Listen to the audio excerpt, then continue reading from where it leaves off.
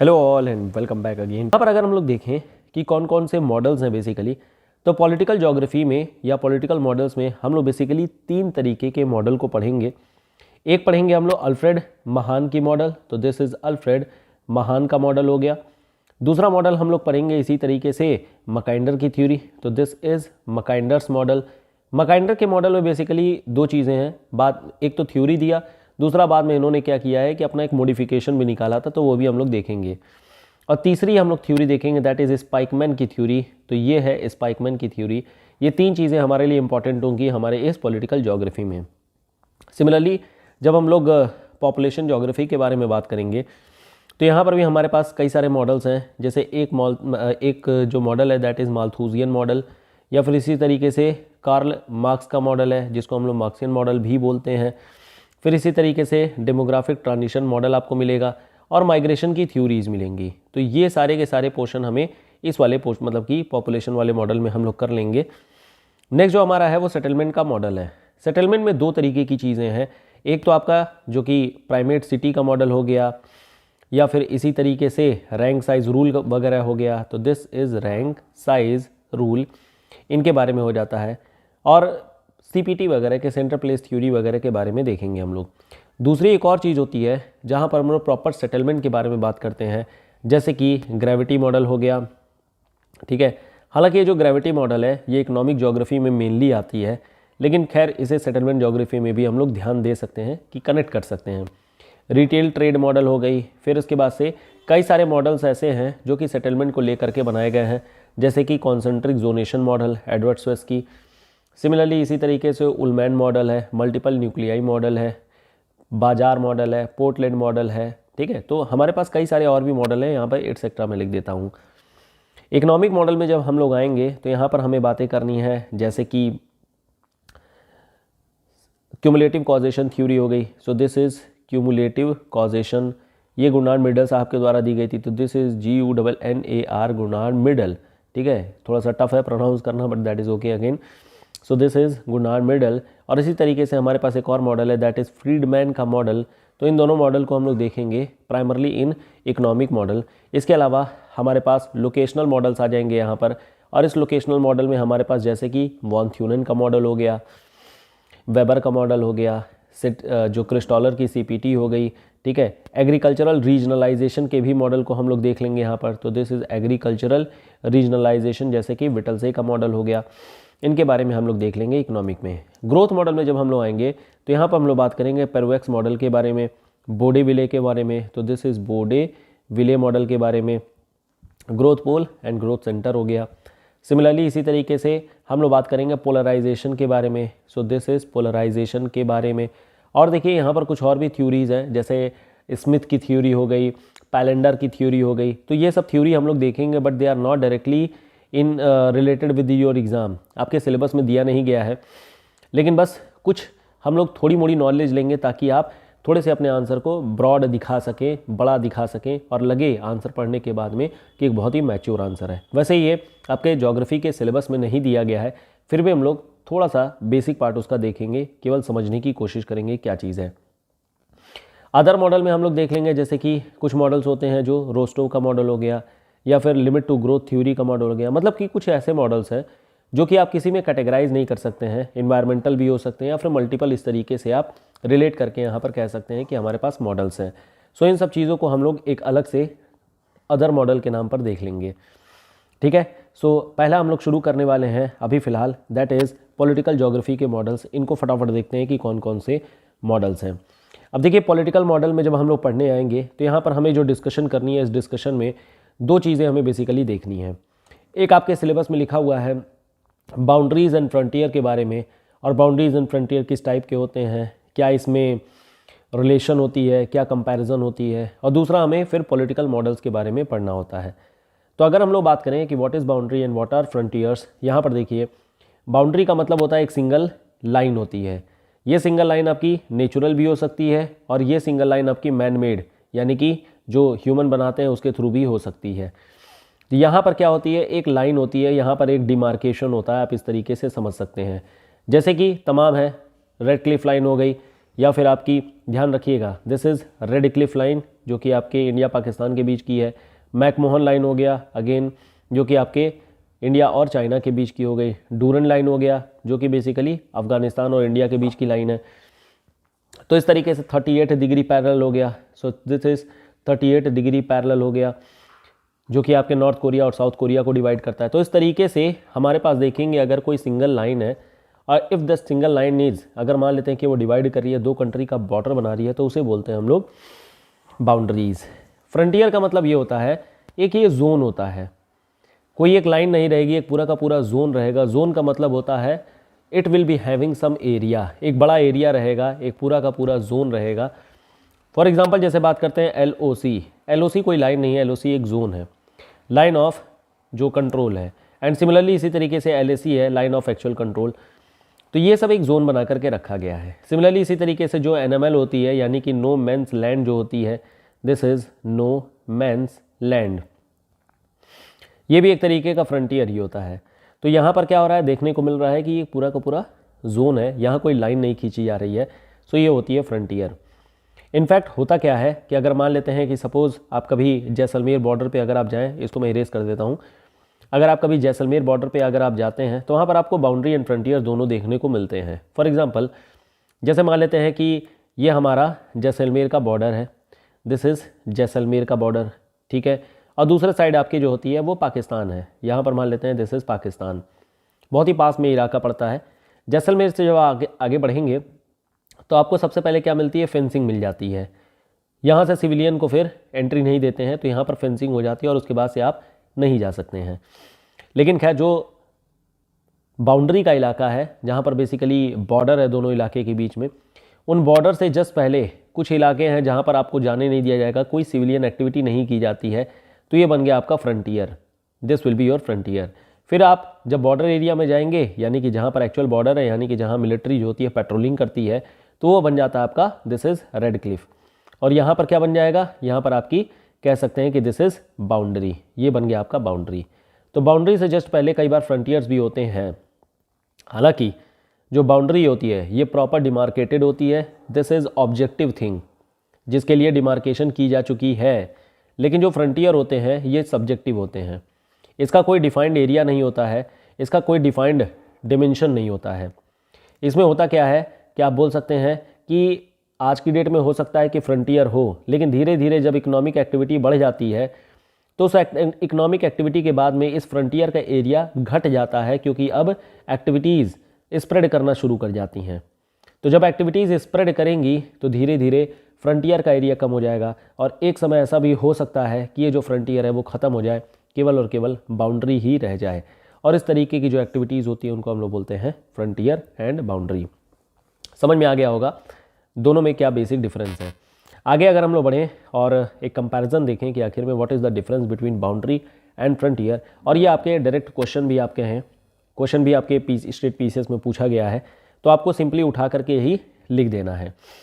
अब जैसे फ्रंटियर के बारे में बात किया जाए तो फ्रंटियर जो है वो एक तरीके का हिस्टोरिकल कंसेप्ट होता है कि पहले से यूज़ नहीं किया जा रहा है और उसी वजह से वो इलाका अभी खाली पड़ा हुआ है, इसमें कोई बात नहीं है। फॉर एग्जांपल जैसे अगर बात किया जाए, नॉर्मली क्या होता था पहले के टाइम पे, इनफैक्ट हिस्ट्रीज़ में अगर आप देखेंगे तो दो राज्यों के बीच में एक खाली मैदान या फिर खाली इलाका होता था। जैसे जितनी भी लड़ाइयाँ जो लड़ी गई हैं, जैसे पानीपत का इलाका हो गया या फिर आपके कुरुक्षेत्र वगैरह का इलाका हो गया, ठीक है, कुरुक्षेत्र वगैरह हो गया या हल्दी घाटी हो गया, तो ये सब जितनी भी मैदान है, ये सब जितने भी प्लेन इलाके हैं, ये सब फ्रंटियर के फॉर्मेट में होती थी। क्योंकि अब इस साइड में आपकी मेनलैंड इंडिया आ जाएगी, जैसे मौर्यन एम्पायर हो गया या फिर कोई भी एम्पायर हो सकता है, वो इंडिया का एम्पायर हो जाएगा। और दूसरे वाले पार्ट में क्या है, कहीं दूसरा एम्पायर होगा, हो सकता है ग्रीक हो सकता है अरब हो सकता है, कुछ भी हो सकता है, it can be anything.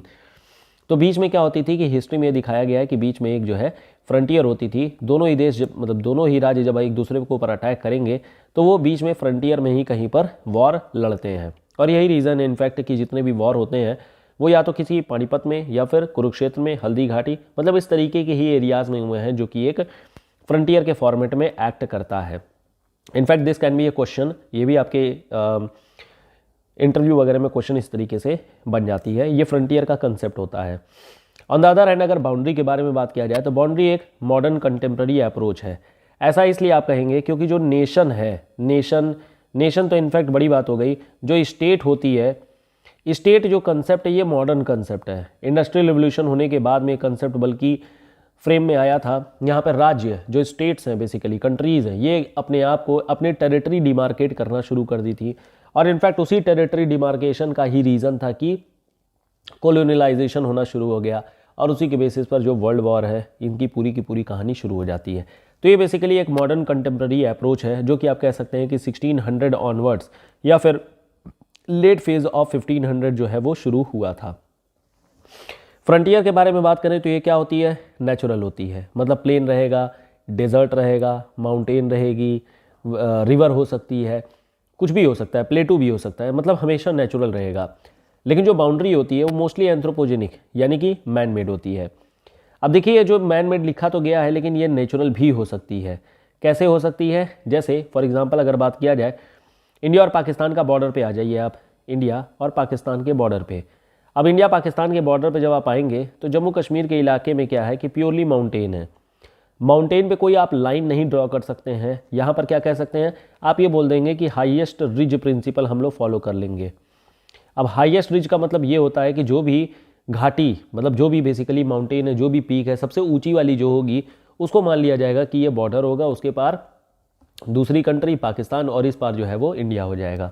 Similarly इसी तरीके से चाइना में भी इसी तरीके का प्रिंसिपल फॉलो किया गया है अरुणाचल प्रदेश में।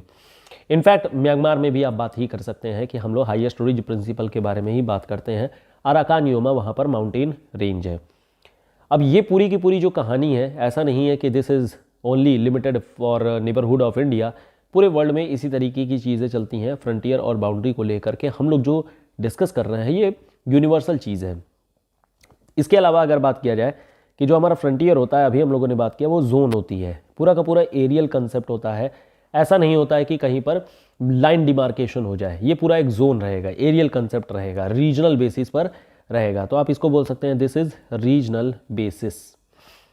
दूसरी तरफ अगर बात करें, जो बाउंड्री होती है प्राइमरली लीनियर कंसेप्ट होती है। एक बॉर्डर ड्रॉ कर दिया जाता है, ये रेडक्लिफ लाइन जा रही है, या 38 पैरेलल जा रहा है, या फिर ये आपकी मैकमोहन जा रही है, या फिर ये जो है WH जॉनसन जा रही है। तो इस तरीके से जो है ड्रॉ कर दिया जाता है।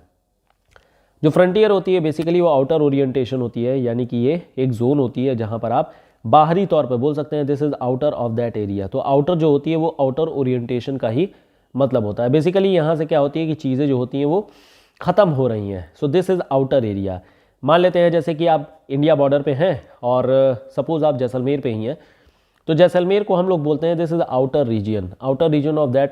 किसी भी एरिया का, किसी भी कंट्री का, किसी भी स्टेट का कोई आउटर पार्ट होगा तो वो फ्रंटल बन जाएगा, फ्रंटियर बन जाएगा।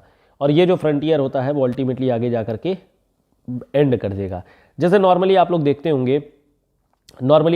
होंगे जैसे ट्रेन वगैरह में जब भी ट्रैवल किया जाता है तो स्टेशन पर रुकने से पहले जो ट्रेन होती है वो कहीं बाहर पहले रुक जाती है, तो उसको बोला जाता है, ट्रेन में नॉर्मली लोग बोलते हैं आउटर पे रुकी है। आउटर पर रुकी है मतलब ये हो गया कि जो भी स्टेशन का मेन परिसर है या फिर जो सिटी का, मान लेते हैं कि कोई भी इलाका है, उसका वो आउटर सरफेस, मतलब यहाँ पर ट्रेन रुकी हुई है क्योंकि अभी आगे जो होता है प्लेटफॉर्म खाली भी नहीं है, प्लस एंटर करने से पहले परमिशन भी लेना पड़ता है।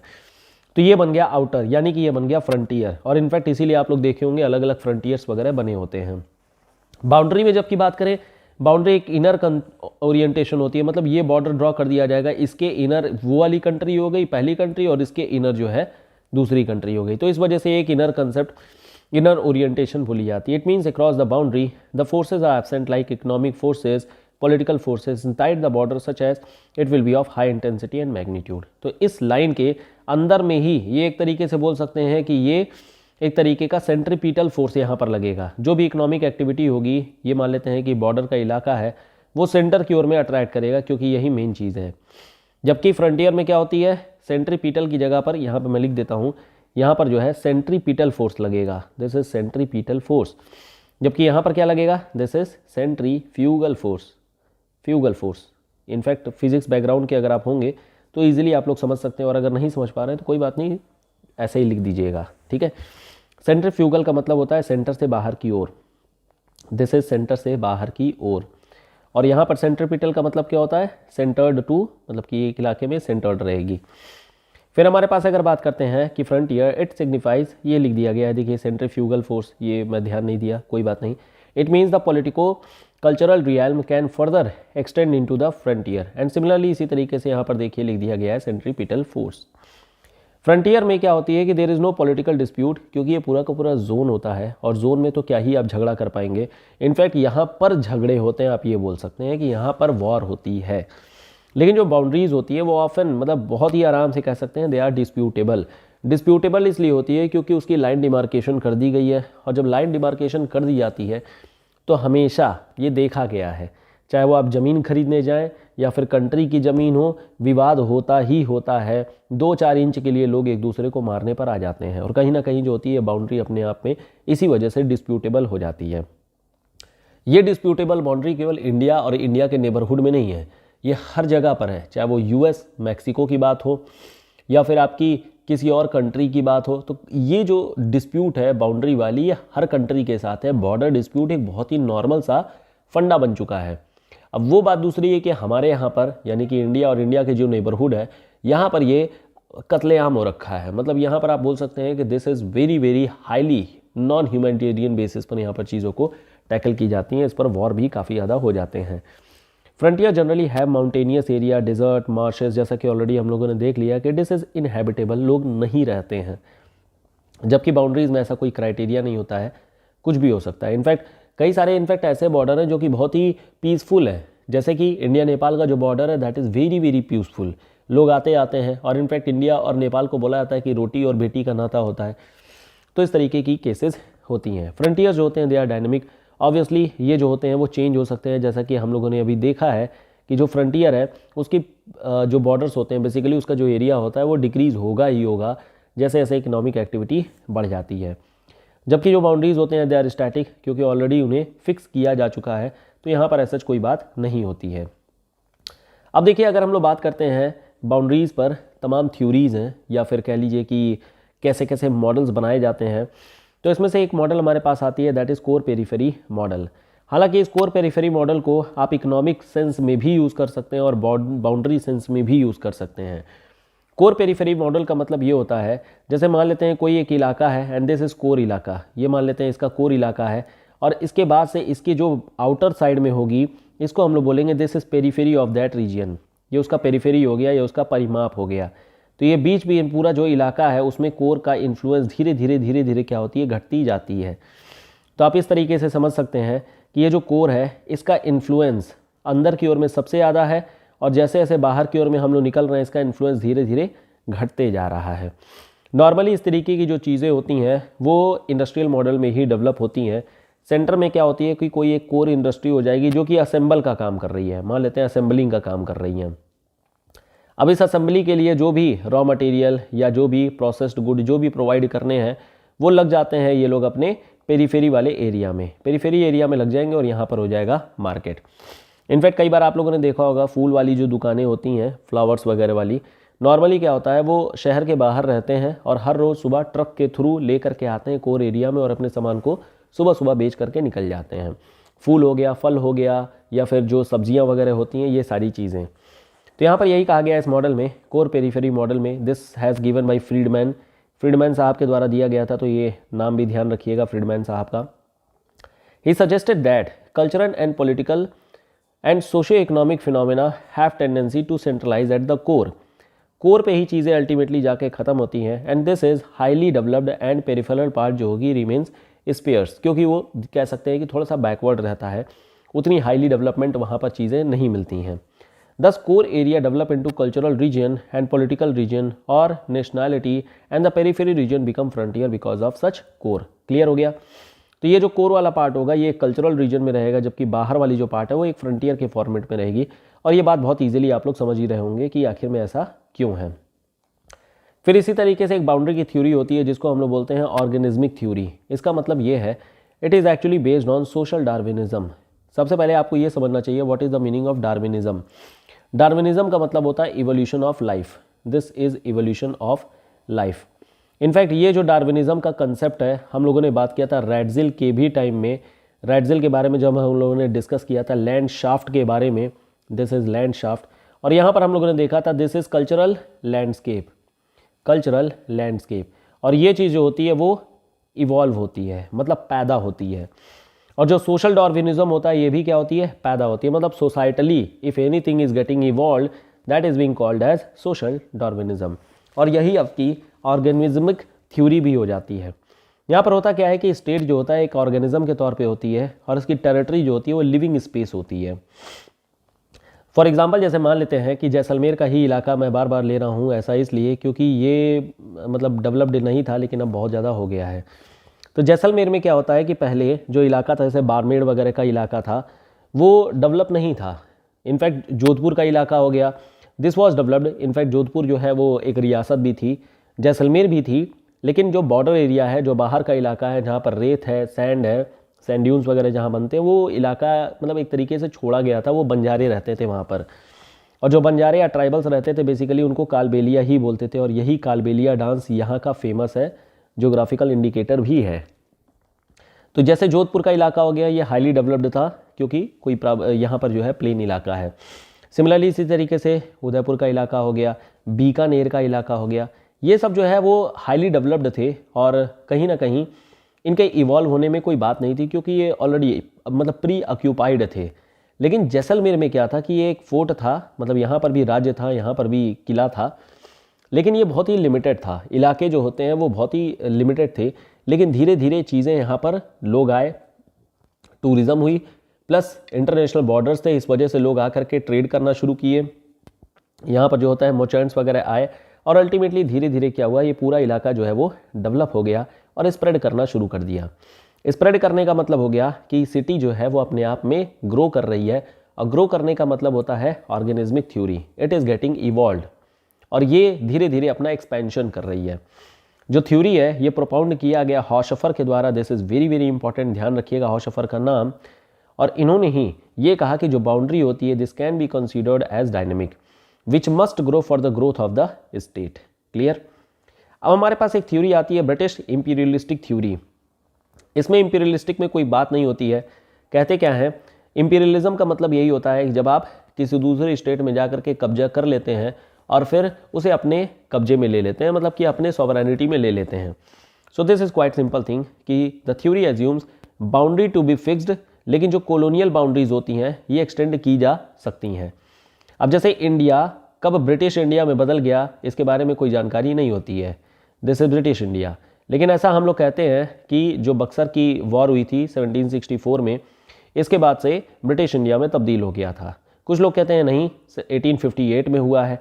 तो डिपेंड करता है, दोनों ही इक्वली गुड हैं, दोनों ही इक्वली करेक्ट हैं। बट 1858 वाली चीज़ बोल सकते हैं कि यहाँ पर क्राउन आ गया था, लेकिन जो रियलिटी वाली क्राउन है या फिर कह लीजिए कि जो पॉलिटिकल लीडरशिप है या पॉलिटिकल जो कैप्चर है वो 1764 में ही कर लिया गया था। तो ये एक ब्रिटिश इंपीरियलिस्टिक थ्योरी है कि जो बाउंड्रीज होती हैं वो तो फिक्स होती हैं, लेकिन उसकी जो कॉलोनियल बाउंड्री होती हैं वो फिक्स नहीं होती हैं, वो आप कैप्चर कर सकते हैं, दूसरे पर कब्जा कर सकते हैं। इनफैक्ट जब इंडिया पर ही कब्जा किया गया था तो उस समय इंडिया यानी कि इंडिया प्लस पाकिस्तान दोनों ही थे उस समय, तो खैर इंडिया, पाकिस्तान एंड बांग्लादेश भी इनफैक्ट, और उस समय तक तो खैर म्यांमार भी था। तो म्यांमार का इलाका भी, रंगून का इलाके भी इन्हीं के पास था। साथ ही साथ में नेपाल के भी कुछ पार्ट थे, जो मध्यदेश वाले पार्ट हैं वो भी इंडिया में ही थे। और इस तरीके से एंग्लो नेपाल वॉर हुए, एंग्लो अफगानिस्तान वॉर हुए, और इस तरीके से इंडिया जो है कहीं ना कहीं अलग अलग पार्ट में टूट गया था। तो यहाँ पर भी यही चीज़ कही जाती है कि बाउंड्रीज जो है दे आर फिक्स्ड, बट जो इनकी कॉलोनियल बाउंड्रीज होती हैं वो फिक्स नहीं होती हैं, वो एक्सटेंड की जा सकती हैं। Thus it demarcated the political sovereignty, political sovereign boundary with the imperialistic boundaries. Clear. Next thing is contractual theory. Contractual theory तो खैर आप लोग नाम से ही समझ रहे होंगे, जब किसी चीज़ के थ्रू कॉन्ट्रैक्ट या एग्रीमेंट या फिर कोई बायलैटरल एग्रीमेंट के थ्रू जब पॉलिटिकल बाउंड्रीज डिमार्केट की जाती हैं। सो यहाँ पर क्या है, जितनी भी जैसे आप मैकमोहन लाइन या फिर रेडक्लिफ लाइन, LOC, LAC, तो इस तरीके की जितनी भी हमारे पास एग्रीमेंट्स वगैरह हैं they all are contractual in nature, सब के सब कॉन्ट्रैक्चुअल ही है। क्योंकि कहीं पर ताशकंद के थ्रू हुआ है, ताशकंद जो डिक्लेरेशन हुई है, ताशकंद समझौता हुआ है, तो कहीं पर शिमला समझौता के तौर पे हुआ है। तो हम लोग कह सकते हैं कि ये सारी कॉन्ट्रैक्चुअल बेसिस पर ही चीज़ें की गई हैं। तो most of the political boundaries has been demarcated by contract agreement, treaty और बायलैटरल एग्रीमेंट्स। इनफैक्ट बांग्लादेश के बारे में आप बोल सकते हैं दिस इज शिमला समझौता, दिस इज शिमला सम्मेलन, शिमला मीटिंग, शिमला डिक्लेरेशन, और अल्टीमेटली बांग्लादेश की जो बॉर्डर है वो डिमार्केट कर दी गई थी। It is again a part of contractual part. जो बाउंड्री है वो पॉलिटिकल और मैन मेड दोनों ही होती हैं। 3 तरीके होते हैं इसको बनाने के लिए। एक होती है आर्बिट्रेशन, जहाँ पे थर्ड पार्टी को इंटरवीन करना पड़ता है। जैसे इंडस, जो परमानेंट इंडस कमीशन है, यहाँ पर वर्ल्ड बैंक ने कह सकते हैं कि आर्बिट्रेशन का रोल अपनाया है। हालांकि यहाँ पर तो खैर रिवर का डिमार्केशन है, कॉन्ट्रैक्चुअल में भी यही होती है तीनों चीज़ें। इनफैक्ट जब इंडिया में कश्मीर का मुद्दा हुआ था तो कश्मीर के मामले को जब आर्बिट्रेशन कराई गई थी तो आर्बिट्रेशन कराने में 3 लोगों ने बेसिकली पार्टिसिपेट किया था। एक तरफ जो है नॉर्वे की जो गवर्नमेंट थी उन्होंने पार्टिसिपेट किया था। इंडिया ने नॉमिनेट किया था यूगोस्लावियन गवर्नमेंट, दिस इज़ यूगोस्लावियन, और पाकिस्तान ने ईरानियन। तो इस तरीके से क्या हुआ, थर्ड पार्टी एग्रीमेंट हुआ और अल्टीमेटली ये लोग अपने रिप्रेजेंटेशन दे करके कॉन्ट्रैक्ट बेसिस पर इन्होंने कश्मीर के मामले को सॉल्व करने की कोशिश की, बट दे फेल्ड ऑब्वियसली। दूसरी तरीका होता है आर्बिट्ररी। आर्बिट्ररी में होता है कि जहाँ पर कोई चीज़ मतलब आर्बिट्ररी होती है, एक अनआइडेंटिफाइड या फिर बिना किसी फॉर्मूले, बिना किसी मॉडल के थ्रू जब कोई चीज़ की जाती है तो उसको बोलते हैं आर्बिट्ररी। तो इन डेजर्ट और in frontiers where there is no dispute such as boundary are straight line. तो नॉर्मली क्या होते हैं, वो आर्बिट्ररीली खींच दिया जाता है, कोई इसमें मॉडल, कोई कैलकुलेशन, कोई फॉर्मूले, ये सब चीज़ें नहीं लगाई जाती हैं। तीसरी जो होती है कॉन्ट्रैक्चुअल, जहाँ पर प्रॉपर एग्रीमेंट के थ्रू यूएन के कंसिडरेशन के बाद में तब चीज़ें की जाती हैं, तो this is contractual basis. Clear हो गया होगा कि हमारे पास क्या क्या चीज़ें हैं और कैसे चीज़ें हैं। अब हमारे पास आती है टाइप ऑफ बाउंड्रीज़ को लेकर के। हमारे पास जो टाइप ऑफ बाउंड्रीज़ है बेसिकली वो कई तरीके से हम लोग डिफ़ाइन करते हैं। जैसे अगर हम लोग डिफ़ाइन करें जेनेटिक क्लासिफिकेशन के बेसिस पर कि जेनेसिस कैसे हुई है, उसकी डेवलपमेंट कैसे हो रही है, so this is 4 type. Antecedent होती है, सबसीक्वेंट होती है, सुपर इम्पोज्ड होती है और रेलिक बाउंड्रीज भी होती हैं। अब जैसे रिवर होती है, रिवर एक दूसरे को कैप्चर करती है और रिवर एक दूसरे के थ्रू जो है इसी तरीके का कैटेगराइजेशन भी किया जाता है। वही चीज़ यहाँ पर बाउंड्री में भी है। एंटीसीडेंट, जैसे आप लोगों ने पढ़ रखा होगा एंटीसीडेंट रिवर के भी बारे में देखेंगे, अगर नहीं पढ़ा है तो कोई बात नहीं।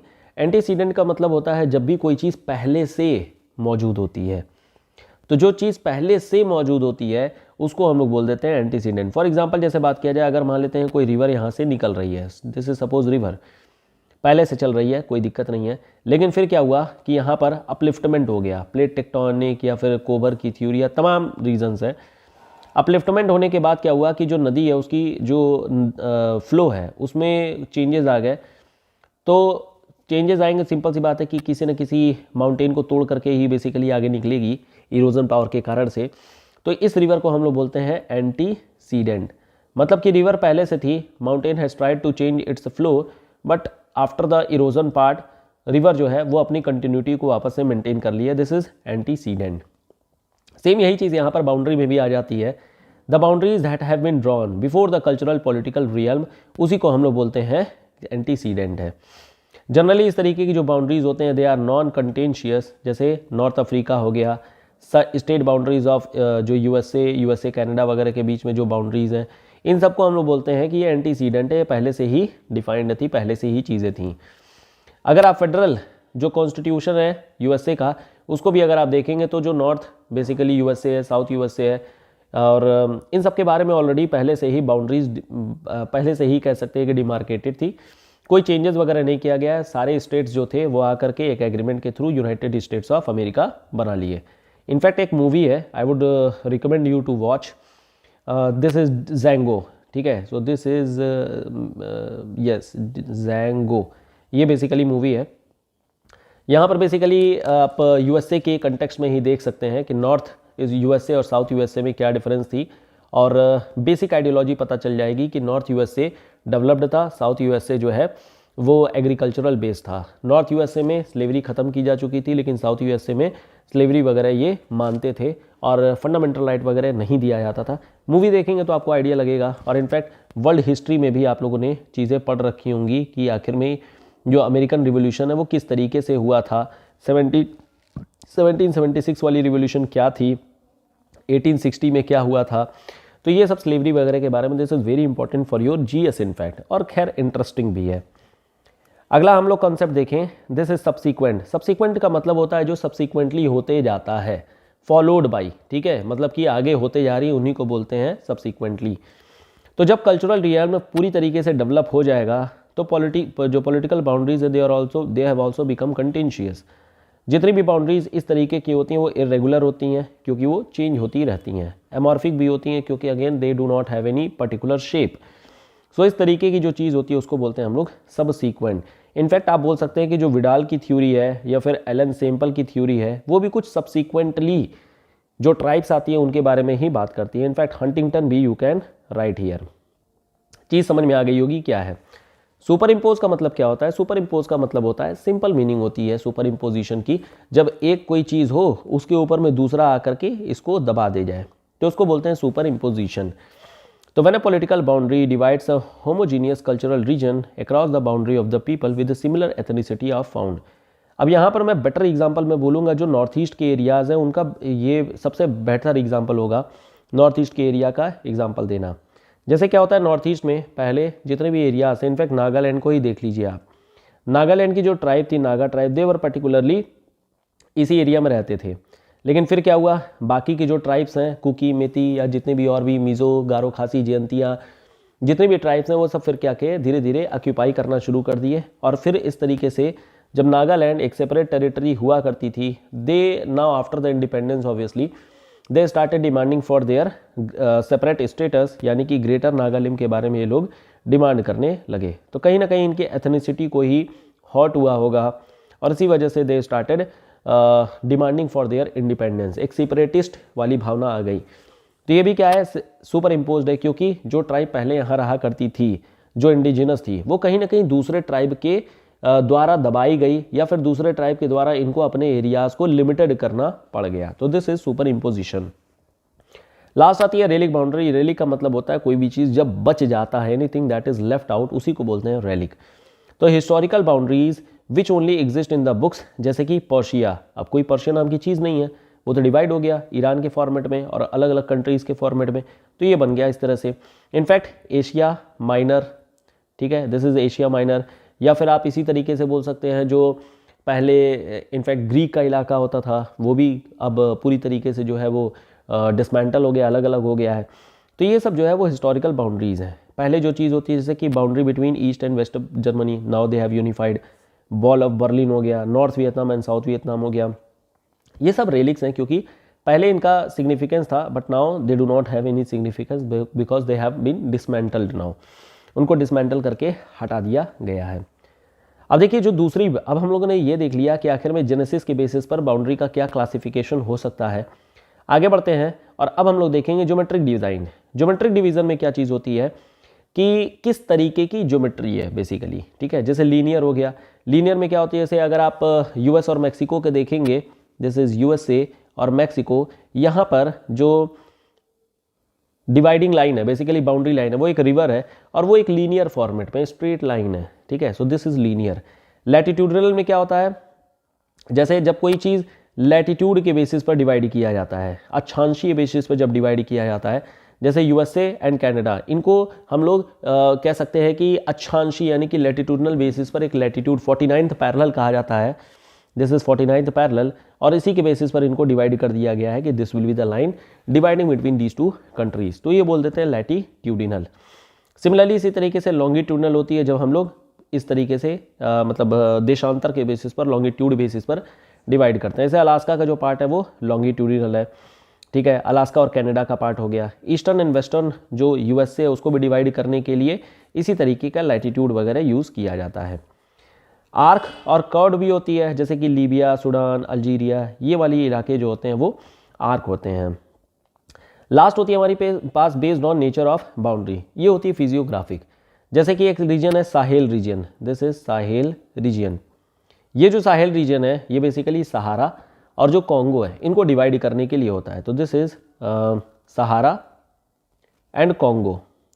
या फिर कह सकते हैं कि जो सेंट्रल है, basically central part of Africa, this is central part of Africa, तो ये बन जाता है आपका फिजियोग्राफिक। सिमिलरली इसी तरीके से जैसे आप अंडमान निकोबार को ही देख सकते हैं, आइलैंड नेशन है, फिजियोग्राफिक हो गई, तो वो भी आपको अलग टाइप की बाउंड्री मिल जाती है। So these are basically the basic things जो कि आपके पॉलिटिकल ज्योग्राफी में है। अब हमारे पास आती है जो जियोपॉलिटिकल थ्योरीज हैं। जियोपॉलिटिकल थ्योरी में हमारे पास 3 तरीके की थ्योरी आती है जो हमें पढ़ना है। वन इज़ अल्फ्रेड महान की थ्योरी, तो दिस इज़ अल्फ्रेड महान की थ्योरी। दूसरी है हॉटलैंड की थ्योरी जिसे हम लोग बोलते हैं मकाइंडर की थ्योरी, दिस इज़ मकाइंडर की थ्योरी। और तीसरी है आपकी स्पाइकमैन की थ्योरी, दैट इज़ रिमलैंड की थ्योरी, ओशियन पावर। महान साहब ने भी ओशियन पावर के बारे में बताया था और रिमलैंड में भी ओशियन पावर के बारे में ही बताया गया है। मकाइंडर जो है वो लैंड पावर के बारे में बताए थे। तो यहाँ पर सबसे पहले हम लोग बातें करते हैं अल्फ्रेड महान साहब के बारे में। जब भी आपको जियोपॉलिटिकल थ्योरी की शुरुआत करनी होगी, आप हमेशा अल्फ्रेड महान की थ्योरी से ही स्टार्ट करेंगे। ऐसा इसलिए क्योंकि इन्होंने सबसे पहले जियोपॉलिटिकल थ्योरी सबसे पहले इन्होंने ही दिया हुआ है। इन्होंने अपनी बुक लिखी थी और उसमें सी पावर के इंपॉर्टेंस को दिखाते हुए इन्होंने लिखा था the influence of sea power upon history, और साथ ही साथ में influence of sea power upon the French revolution and Europe. तो यहाँ पर सिंपल एंड सिंपल आपको ये दोनों बुक का नाम याद रखना है कि the influence of sea power upon history, और दूसरी फ्रेंच रिवॉल्यूशन और हिस्ट्री यूरोप को लेकर के। और इनके फोकस को आपको दिखाना है कि the focus was on sea power, यानी कि ओशियन पावर, नवल पावर, यही इनकी फोकस एरिया थी। अब ये जो अल्फ्रेड महान की थ्योरी थी अपनी चल रही थी, कोई दिक्कत नहीं था और कहीं ना कहीं एक प्रोमिनेंस भी मिल रहा था, लोग इनको फॉलो कर रहे थे। बट इसी बीच में एक थ्योरी आती है मकाइंडर साहब की, और जो मकाइंडर साहब ने अपनी थ्योरी दी थी ये 3 बार दिया है। ये ध्यान रखिएगा, ये थ्योरी 3 बार दी गई है। एक बार दिया गया है 1904 में, दूसरी थ्योरी दी गई है 1919 में, और फिर दिया गया 1943 में। ऐसा क्यों? ऐसा इसलिए क्योंकि 1904 में इन्होंने केवल और केवल जो हमारे महान साहब हैं इनके अगेंस्ट में अपनी एक थ्योरी दे दी, और यहाँ पर इन्होंने ये कहा कि जो लैंड पावर होती है, यानी कि जो ज़मीनी पावर होती है, टेरिटोरियल पावर होती है, वो ज़्यादा स्ट्रॉन्ग होती है एज़ कम्पेयर टू ओशियन और सी पावर।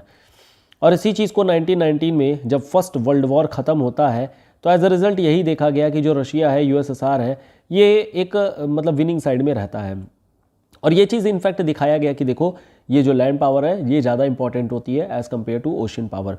हालांकि 1943 में ये फिर अल्टीमेटली कहा गया, क्योंकि यूएसए भी एक सुपर पावर के तौर पे निकल करके आ गया था यूएसएसआर के ही साथ में, तो ये निकल करके आ गया कि आखिर में ये दोनों एक दूसरे को काउंटर बैलेंस करने के लिए दोनों ही इंपॉर्टेंट है। इस वजह से एक कंसेप्ट निकल करके आया जिसको हम लोग बोलते हैं मिडलैंड बेसिन का, दिस इज़ मिडलैंड बेसिन। और इनफैक्ट यही कहा गया कि जो मिडलैंड बेसिन है यही अल्टीमेटली जो हॉटलैंड है उसको कंट्रोल कर सकता है। इसी को कह सकते हैं कि अगर कोई भी इसका अगर कोई ब्रह्मास्त्र है तो मिडलैंड बेसिन है हॉटलैंड का। अब हम लोग जरा इसके डिटेल में बात कर लेते हैं वन बाय वन करके। तो हम लोगों ने एक ओवरऑल पिक्चर तो देख लिया, अब हम लोग जरा डिटेलिंग देख लेते हैं। सबसे पहले आपको ये देखना है यहाँ पर मैप हमेशा आपके लिए इंपॉर्टेंट होगा जब भी आप आंसर राइटिंग करेंगे। अब अगर देखेंगे तो दिस इज़ सिंपल सी बात है, this is your north America का पार्ट हो गया। इसी तरीके से साउथ में आ जाएंगे तो ये आपकी साउथ अमेरिका की पार्ट हो जाएगी, ठीक है। फिर इसी तरीके से आपकी ये हो गई अफ्रीका का पार्ट, यह आप गया यूरोप। अब ये यूरोप में this is west European part, this is west Europe. और आपका साइड में आ जाएंगे तो ये आपका आ जाएगा ईस्ट यूरोप, ये वाला पार्ट हो जाएगा ईस्ट यूरोप, है ना। यह आपका रशिया का पार्ट हो गया, ऊपर का पार्ट जो होता है दिस इज़ रशियन पार्ट। और यहाँ पर आपकी एशियन पार्ट है, तो यहाँ पर कोई दिक्कत नहीं है, दिस इज़ एशियन पार्ट, कोई प्रॉब्लम नहीं है। ये लास्ट में आ गया आपका ऑस्ट्रेलिया। खैर ये बताने की ज़रूरत नहीं थी, फिर भी चलिए ठीक है।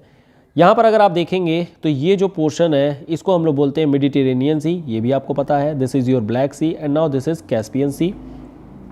ये हमारे पास 3 तरीके के सीज यहाँ पर लिख दिए गए हैं। 1 number is Mediterranean, 2nd number is Black Sea and 3rd number is your Caspian Sea. अब ऐसा क्यों बनाया जा रहा है? इसलिए क्योंकि हम लोग आइडेंटिफाई करेंगे। सबसे पहले जब थ्योरी दी गई थी मकाइंडर साहब के द्वारा, इन्होंने अपनी थ्योरी दी थी, वो दिया था 1904 में। 1904 में जब थ्योरी दिया था उस समय क्या आइडियोलॉजी क्या चल रही थी?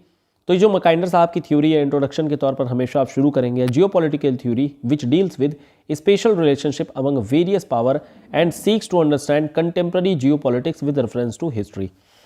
खैर ये मकाइंडर साहब के लिए ही नहीं बल्कि किसी भी जियोपॉलिटिकल थ्योरी के बारे में अगर आपको लिखना रहेगा तो you can start with this line, रट्टा मार लीजिएगा, बहुत बहुत इंपॉर्टेंट। कभी भी जियोपॉलिटिकल रिलेशन से रिलेटेड कोई भी क्वेश्चन आता है यहीं से स्टार्ट करिएगा, बहुत ही बेहतरीन लाइन रहेगी और कहीं ना कहीं एक गागर में सागर भरने वाला लाइन है, याद कर लेना है, रट्टा मार लेना है।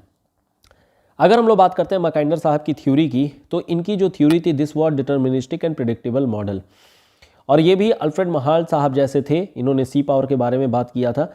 सेम वैसे ही मैकाइंडर साहब ने टेरिटोरियल पावर या फिर लैंड पावर के बारे में बात किया, और लैंड पावर के बारे में बात किया तो ऑटोमेटिकली ये बात समझ में आ जाती है कि ये सी पावर के अगेंस्ट में रहेंगे। तो सिंपल सी बात है, it will be in historical conflict, कहीं ना कहीं ये जो होता है कॉन्फ्लिक्ट रहेगा, और ये मैकाइंडर साहब जो रहेंगे वो महान साहब के अपोजिट में इन्होंने क्रिटिसिज्म करना है, और कहीं ना कहीं ये दिखाएंगे कि जी सी पावर है वो लैंड पावर से रिलेटिवली कम पावरफुल होती है। तो land power is more powerful than anything else.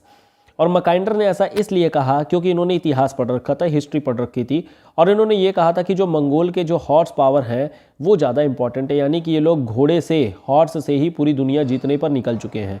In fact Alexander के बारे में भी अगर आप देखेंगे तो ये भी क्या किया था, घोड़े से ही पूरी दुनिया जीतने पर निकल गया था। सेल्यूकस निकेटर पूरी दुनिया को जीतने निकल पड़ा था। तो ये कहीं ना कहीं ये शो कर रहा है कि जो लैंड पावर होती है यही सबसे ज़्यादा इंपॉर्टेंट पावर होती है। और इसी चीज़ को लेकर के इन्होंने सबसे प्राइमरी अपना पहला मॉडल निकाला 1904 में, और ये मॉडल निकाला गया, अपनी एक बुक निकाली गई थी, उसका नाम था जियोग्राफिकल पिवट ऑफ हिस्ट्री। और यहाँ पर इन्होंने अपने इस लैंड पावर को नाम दिया pivotal area. This is pivotal area. इन्होंने अपने इस पिवोटल एरिया को जब डिस्कस किया उसमें बताया, इन्होंने 3 एरियाज़ बताए। एक एरिया बताया जिसका नाम था पिवोटल एरिया, और ये बेसिकली कुछ इस तरीके से मूव कर रहा था। अब आप ज़रा यहाँ पर ध्यान दीजिएगा कौन कौन से एरियाज़ आपके एरिया में आ रहे हैं, और इसकी लोकेशन को ज़रा देखिएगा। ये पूरा का पूरा इलाका सी इलाका है या फिर ओशियन इलाका है, तो कहीं ना कहीं यहाँ पर इसे प्रोटेक्शन मिल गया है कि यानी कि जो ये आपकी ईस्टर्न बाउंड्री है दिस इज़ प्रोटेक्टेड, ये पूरी प्रोटेक्ट हो गई क्योंकि यहाँ पर ओशियन पावर है। ठीक है, अब जो प्रोटेक्टेड है वहाँ पर मैं इस तरीके का निशान लगा दे रहा हूँ ताकि आपको पता चल जाए कि यहाँ पर प्रोटेक्शन किस चीज़ की है। तो ये प्रोटेक्शन आपको मिल गया ओशियन का, यानी कि सी पावर की प्रोटेक्शन मिल गई। सिमिलरली अगर आप नॉर्थ के एरिया में आएंगे तो ये पूरा का पूरा आर्कटिक है जो कि फ्रोजन है, तो ये भी इलाका जो है वो प्रोटेक्टेड हो गया क्योंकि ऊपर जो है वो आर्कटिक है and this is again frozen. और यहाँ पर क्या है कि ऊपर का इलाका पूरी तरीके से सेफ हो गया। अगर आप इस वेस्ट वाले साइड को देखेंगे तो यहाँ पर एक एंट्री गेट जरूर है, ये एंट्री गेट है, लेकिन फिर जैसे ही आप नीचे आएंगे तो ये अगेन प्रोटेक्टेड है क्योंकि यहाँ पर पहले कैस्पियन सी मिल जा रही है, फिर आपको पामीर नॉट मिल जा रही है, फिर आपको हिमालयाज मिल जा रहे हैं, कुल्लू शियान मिल जा रहा है, मतलब ये इलाका अगेन जो है पूरी तरीके से प्रोटेक्टेड हो गया। तो एक ही यहाँ पर कह सकते हैं कि यहाँ पर एक ही एंट्री मिल रही है और वो एंट्री है स्टेपीज की। सो दिस इज स्टेपीज की एंट्री, और इसी इलाके को केवल और केवल आपको सिक्योर करना है, बाकी कहीं पर भी सिक्योर करने की ज़रूरत नहीं है। और ऐसा ये केवल और केवल इसी इलाका, मतलब कि इसी केवल रशिया वाले पार्ट को ही मिलता है, इसीलिए इन साहब ने, मैकाइंडर साहब ने इसका नाम रखा this is pivotal area. This is pivotal area. तो मतलब हमें केवल प्रोटेक्ट करना है इस इलाके से। और इनफैक्ट जब जर्मनी ने रशिया पर अटैक भी किया था तो इसी स्टेपी वाले ही एरिया से अटैक किया था। तो ये दिखा रहा है कहीं ना कहीं कि this is the pivotal area and this is having strong security, मतलब नेचुरल सिक्योरिटी मेजर्स। अब इसी को हम लोग देख लेते हैं यहाँ पर पिवोटल एरिया में। तो पिवोटल एरिया में यहीं पर बताया गया है कि this is bounded by Ural in the west, Siberia highland in the east, central highland जो होता है जो आपकी साउथ में है, और आर्कटिक जो है वो नॉर्थ में। इस तरीके से चारों ओर में एक नेचुरल फोर्ट्रेस की तरह से एक सिक्योरिटी गाइडलाइंस के तौर पर प्रोवाइड करता है। And this is inaccessible and दस इनविंसिबल। सेंट्रल लोकेशन ये पूरे वर्ल्ड का माना जाता है, और कहीं ना कहीं जो मंगोल है they could never enter this zone और दे इन्वेडेड द कोस्टल रिम्स। तो कहीं ना कहीं ये चीज़ पता चल रही है कि अगर मंगोल्स भी इस इलाके में नहीं आ पाए हैं, जिनके पास में इतने स्ट्रॉन्ग हॉर्स पावर थी, बट स्टिल वो लोग नहीं आ पाए, दैट मीन्स दिस है very strong power pivotal area. However region में कई सारे जो होता है नेचुरल पावर्स होते हैं, और ये जो नेचुरल रिसोर्स हैं ये आयरन से स्टार्ट हो करके पेट्रोलियम रिजर्व तक, मतलब हर चीज़ यहाँ पर लगभग मिल जाती है, इंक्लूडिंग यूरेनियम एंड एवरीथिंग। तो this area is again very very essential. कुछ पार्ट ऑफ एरियाज़ में एग्रीकल्चर भी होती है, तो this has become now self sufficient, क्योंकि यहाँ पर मिनरल्स भी मिल रहे हैं, एनर्जी भी मिल रही है, न्यूक्लियर भी मिल रहा है और एग्रीकल्चर भी मिल रहा है, तो फिर ये इलाका अपने आप में सेल्फ सफिशिएंट बन जाता है। अब इन्होंने कहा कि जो पिवोटल एरिया है, उस पिवोटल एरिया के चारों ओर में अगर आप आएंगे तो यू विल फाइंड वन, ये जो बाहर का इलाका जैसे ही आप आएंगे ये इलाका आपको मिल जाएगा जो आपका ओशन का इलाका है, इसको इन्होंने नाम दिया मार्जिनल क्रिसेंट। तो दिस इज मार्जिनल क्रिसेंट, और जो मार्जिनल क्रिसेंट है इसके बाहर का जो इलाका हो जाता है उसको हम लोग बोलते हैं आउटर क्रिसेंट। तो दिस इज आउटर क्रिसेंट, या फिर आउटर भी आप इसे बोल सकते हैं। सिमिलरली इसी तरीके से दिस इज इनर क्रिसेंट, ये आपका बन जाएगा इनर क्रिसेंट। क्लियर हो गया? तो इनर क्रिसेंट का इलाका ये जो रेड वाला है आप उसे मान सकते हैं कि दिस इज इनर क्रिसेंट का इलाका है। और इनफैक्ट यही चीज़ यहाँ पर डिस्कस भी की गई है कि जो आपका मार्जिनल क्रिसेंट का इलाका होता है ये कोस्टल रिम है, मतलब कि आप बोल सकते हैं कि just outside the pivotal area जो भी एरिया, जो भी टेरिटरीज, जो भी रीजन आएंगे उसे हम मार्जिनल क्रिसेंट में रखेंगे। जैसे कि यूरोप का इलाका आ गया, या फिर वेस्ट एशिया का इलाका आ गया, अरेबियन पेनिनसुला वगैरह, और आउटर क्रिसेंट का इलाका ये मिल जाता है। अच्छा, आउटर क्रिसेंट का इलाका कौन सा हो जाएगा? जो बाकी बचा हुआ पार्ट है, जैसे कि न्यू वर्ल्ड हो गया, that is north America and south America, ये आ जाएंगे, न्यू वर्ल्ड आ जाएगा। फिर उसके बाद से अफ्रीका आ जाएंगे एंड साउथ ऑफ सहारा, ये पूरा का पूरा रीजन जो है वो आउटर क्रिसेंट में आ जाएगा। आउटर क्रिसेंट में it had no role in the world Jio politics and south Asia and China. Actual में क्या हो रहा था कि ये जो पूरा का पूरा रीजन था दिस वॉज बैकवर्ड, ये जो इलाका था वो बैकवर्ड था। और हम लोग ऑलरेडी ये जान रहे हैं कि जो यूरोप है दिस वॉज, यहाँ पर जो है इंटरनेशनल मतलब कि इंडस्ट्रियल रिवोल्यूशन हो रखी थी, और ये एक कॉलोनियल एरा बना करके रखा हुआ था, और इस तरीके से अलग अलग टेरिटरी में जा करके वहाँ पर इन्होंने कैप्चर कर रखी थी अलग अलग जगहों की जो भी कंट्रीज़ हैं। लेकिन यहाँ पर भी जो यूएसएसआर था it was having strong holding, बड़ा एम्पायर ये बेसिकली बना करके रखा हुआ था। तो यही चीज़ कही जा रही है कि जो आउटर क्रिसेंट के लोग हैं they were backward and they were having no role in the world Jio politics due to easy accessibility, land has been invaded constantly.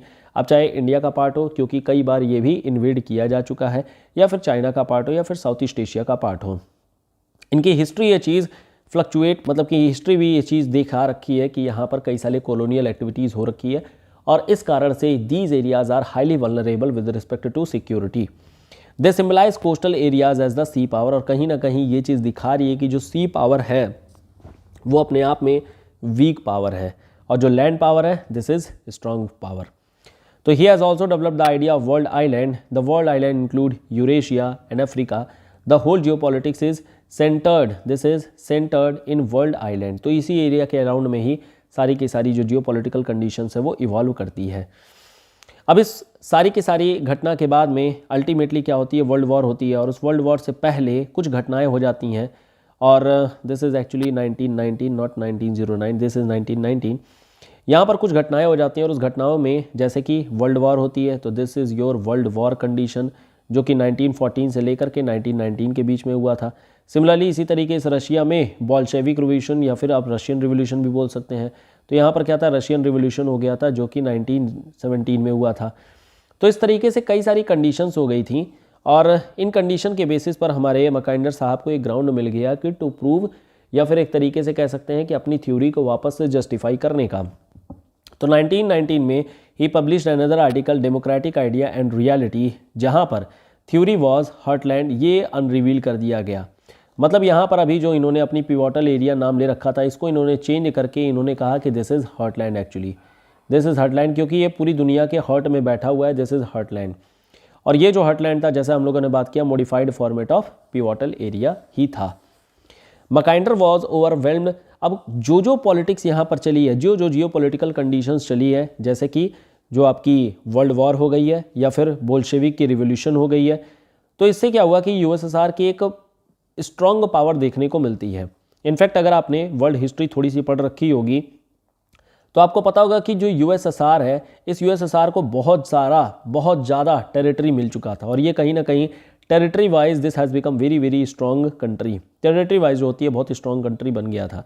अब यहाँ पर क्या है, पूरा का पूरा जो ईस्ट यूरोप है वो इन्हीं के कब्जे में था, इस्टोनिया, लाटविया, लिथुआनिया, यस, तो ये कहीं ना कहीं इसी पूरे के पूरे इलाके में आ गया था।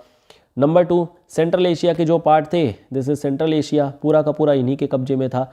कजाकिस्तान, किर्गिस्तान, तुर्कमेनिस्तान, तजिकिस्तान, है ना, तो ये पूरा का पूरा इलाका जो होता है इन्हीं के हाथ में ही था। और बाकी रशिया का पार्ट तो खैर है ही है। तो ये अगर हम लोग देखें तो ये अपने आप में बहुत स्ट्रॉन्ग, बहुत ज़्यादा एक्सपैंडेड फॉर्मेट में था, और इसे एक्सपैंडेड फॉर्मेट में होने के कारण से इनके पास में, चूँकि इनकी टेरिटरी बहुत स्ट्रॉन्ग है, प्लस रेलवेज डेवलप हो गई हैं, साइबेरियन रेलवेज डेवलप हो गई हैं, तो इससे क्या हो गया कि कनेक्टिविटी बहुत स्ट्रॉन्ग हो गई है। मतलब अगर आर्मी भी डिप्लॉय करना है तो ईजिली डिप्लॉय भी किया जा सकता है। कनेक्टिविटी बहुत स्ट्रांग बनी हुई है, और एक एरिया को दूसरे एरिया से ये कह सकते हैं कि हम लोग in a very short span connect कर सकते हैं। और ये चीज़ कहीं ना कहीं जो सी पावर है उसको अगेन कहीं ना कहीं क्रिटिसाइज़ किया। ये कहा कि जो सी पावर है, नेवल पावर है, उसमें काफ़ी टाइम लग जाता है और आप सिक्योर भी नहीं कर सकते हैं। कहाँ कहाँ पर आप सिक्योर करेंगे? लेकिन रेलवेज़ ने लैंड पावर को पूरी तरीके से और ज़्यादा एक्सेसिबल बना दिया और ज़्यादा सिक्योर बना दिया। प्लस साथ ही साथ में जो जर्मनी था उसकी डिफीट भी हो गई। अब जो जर्मनी है इसके पास में कोस्टल एरिया है and this is having naval power, इसके पास में नेवल पावर है। और वर्ल्ड वॉर वन में इनकी बुरी तरह ये हार गए, और हारने के बाद में अल्टीमेटली लोगों को ये विश्वास हो गया कि जिसके भी पास में हॉटलैंड होगा वो सुपर पावर बन करके निकल करके आ जाएगा। समझ आया क्या चीज़ है? तो ये पूरी की पूरी जो डेवलपमेंट है वो कहीं ना कहीं ये बात शो कर रही है कि heartland is having the political importance और you can say political supremacy. तो this is the main thing. यहाँ पर उन्होंने कई सारे पॉलिटिकल कोनोटेशंस किए, उन्होंने कई सारी चीज़ें बोली। अब ये सिंपली आपको केवल पढ़ लेना है, ध्यान रखना है। जैसे कि जियोपॉलिटिकल कॉजेशन ऑफ जो हिस्ट्री है, इन्होंने कहा कि जैसे हिस्ट्री जो है वो एक प्रोडक्ट होती है अबाउट जियोग्राफिकल फोर्सेज जो कि टाइम एंड स्पेस में काम करती है। और ये जो हिस्ट्री है बेसिकली वो शो करती है कि आखिर में सुपर पावर कौन रहा है या फिर कौन हो सकता है। और ये कहीं ना कहीं डिपेंड कर जाती है इसके जो भी लैंड एरिया है या फिर इसकी जो भी स्ट्रॉन्ग पावर्स हैं उन पर लेकर के। ज्योग्राफी क्या करती है यहाँ पर? ज्योग्राफी उन फैक्टर्स को एनालाइज करती है जो उस रीजन को सुपर पावर बना रहा है या फिर बनाने की कोशिश कर रहा है। ज्योग्राफी एक कोअर्सिव फोर्स के तरीके से भी काम करती है विच determine the evolution of geopolitics. तो कहीं ना कहीं ये ट्रिगर करने की कोशिश करती है कि आखिर में सुपर पावर कौन होगा, और अगर सुपर पावर कोई रहेगा तो आज सीधी सी बात है कि neighbouring countries will ultimately take a bow on this country. तो वो क्या करेंगी? हमेशा स्थिर झुकाए खड़ी रहेंगी। Accessibility, resource availability, climate and race of the people, ये सारी चीज़ें कहीं ना कहीं सेंट्रलिटी को लेकर के आती हैं अबाउट द पॉलिटिकल पावर। तो ये सब कुछ पॉलिटिकल स्टेटमेंट्स हैं जो आपको केवल ध्यान रखना है, और अगर कंटेंट इनरिच करना है तो ये सब चीज़ें बस लिख दीजिएगा। जो भी हिस्टोरिकल कॉन्फ्लिक्ट्स आज तक हुए हैं वो सारे के सारे लैंड पावर और सी पावर को लेकर के हुए हैं। लैंड पावर जो होती है वो सुपीरियर निकल करके आ गई है, क्योंकि ऑलरेडी हम लोगों ने देख लिया कि जो लैंड पावर है it is easy and fast way to connect, जबकि जो कोस्टल एरियाज़ होते हैं उसमें टाइम लग जाता है कनेक्ट होने में। तो 1919 में इन्होंने वर्ल्ड को 3 पार्ट में डिवाइड कर दिया। एक पार्ट इन्होंने बोला जिसे हॉटलैंड बोला गया।